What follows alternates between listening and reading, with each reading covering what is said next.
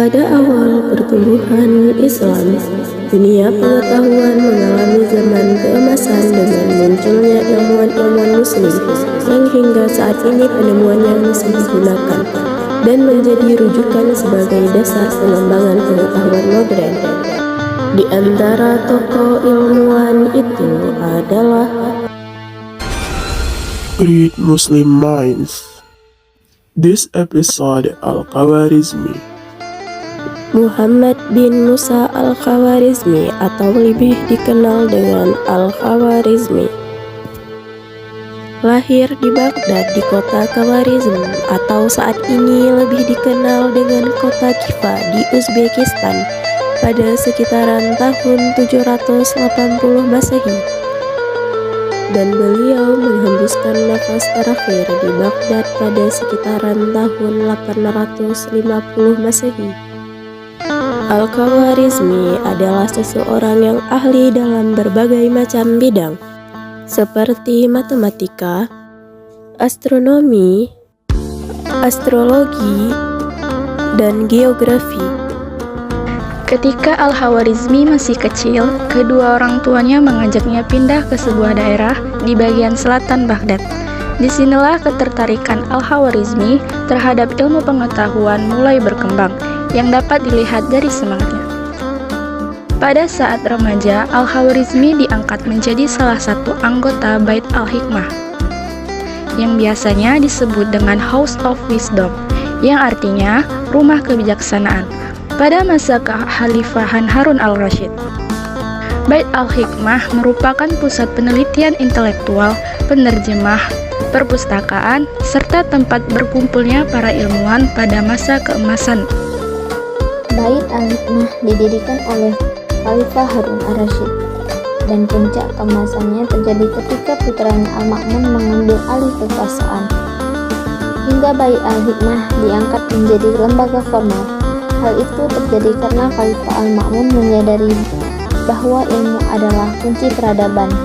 Sejak Al-Khawarizmi menjadi anggota Bait Al-Hikmah, ia telah bekerja di sana sebagai ilmuwan.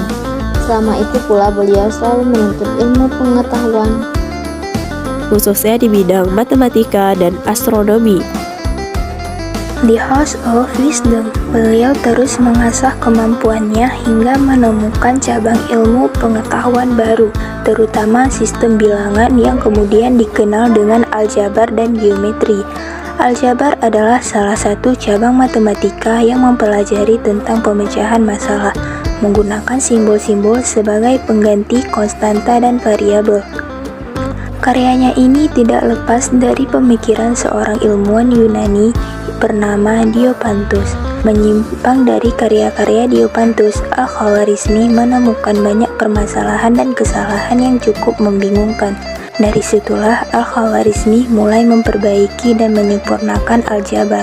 Beliau mengembangkan tabel rincian trigonometri yang membuat fungsi sinus, kosinus, tangen, kotangen, juga konsep diferensiasi. Karena penemuannya tersebut, Al-Khawarizmi dinobatkan sebagai Bapak Aljabar. Al-Khawarizmi juga menjadi orang pertama yang mengajarkan aljabar dalam bentuk elementer. Tidak hanya itu, ia juga dikenal sebagai peletak rumus ilmu ukur dan penyusun daftar logaritma dan hitungan desimal. Al-Khawarizmi juga mempopulerkan penggunaan angka 0. Ia adalah orang yang pertama menjelaskan kegunaan angka-angka termasuk angka 0. Nah, karyanya dalam bidang aritmatika ini tertuang di dalam bukunya yang berjudul Al-Jam'a wa Tafriq bi Hisabil Hindi, The Book of Addition and Subtraction According to the Hindu Calculation. Di dalamnya, Al-Khawarizmi menjelaskan tentang penjumlahan dan pengurangan berdasarkan kalkulasi Hindu. Bukan hanya itu saja, Al-Khawarizmi juga memperkenalkan konsep algoritma yang memiliki pengaruh besar terhadap perkembangan teknologi saat ini. Algoritma adalah ilmu dalam bidang matematika yang mengajarkan langkah-langkah logis dalam menyelesaikan masalah yang disusun secara sistematis. Algoritma juga merupakan jantungnya ilmu informatika komputer. Dari semua karyanya dalam bidang matematika dan sangat berpengaruh pada peradaban manusia, Al-Khwarizmi pun dinobatkan sebagai Bapak Matematika.